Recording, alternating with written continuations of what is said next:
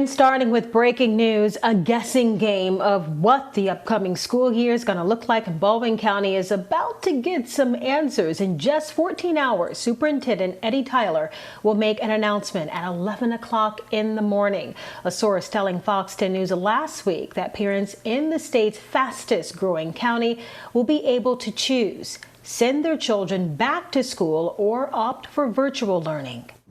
Michael Warwick is live from Foley for us tonight. Michael, that's just part of what we're expecting to hear tomorrow. Right. Last month, State Superintendent Eric Mackey laid all the tough decisions on the local school districts, and tomorrow many of those will be revealed to parents anxious to hear what measures the local schools will take when that opening bell rings. I mean, as of right now, we're just kind of waiting. The start of a new school year in the era of COVID-19, 1 month away. How it'll happen for Baldwin County schools, hours away. Superintendent Eddie Tyler making that big announcement in the morning. Just waiting to see what they decide on. She's going to be in school, whether it's going to be off and on. I mean, because I have to work, so. A source telling Fox 10 News the biggest decision will be on the parents. They can choose in-class learning for their child or virtual. I can see both sides, honestly. I think for each family, it probably depends on what's best for them. For us, I think it is what's best for our kiddos to be able to go back to school.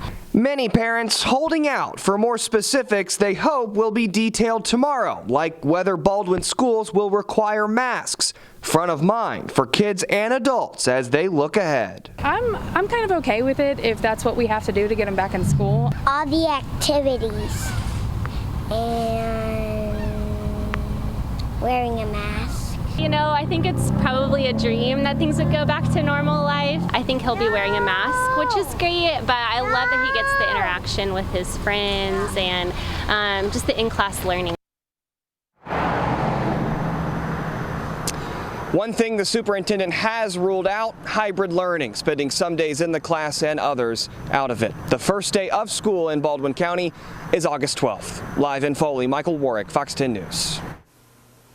All right, Michael, and in Mobile County, school leaders are still surveying parents about what learning options they'll have for the fall.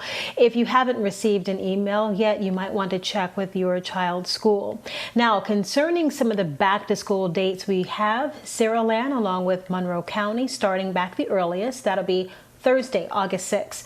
Escambia County, Alabama the next day on the 10th.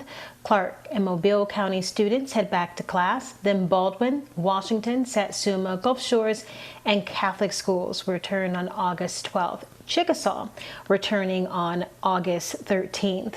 And we're also learning tonight Escambia County, Florida schools announcing plans for the upcoming year. Parents will have the option of 3 types of learning environments. Check it out. Traditional, with students back in the classroom, increased safety precautions. Remote learning, normal school hours, but virtual lessons with their teacher. And virtual school, which gives students a more flexible schedule and opportunities for acceleration. Parents have until July 20th to make that choice.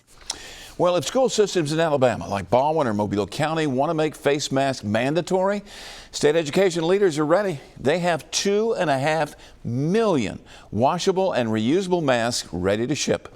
Enough for every child and teacher in the state's public school system to have 3. State educators have not made wearing masks mandatory. They're leaving that decision up to individual school systems.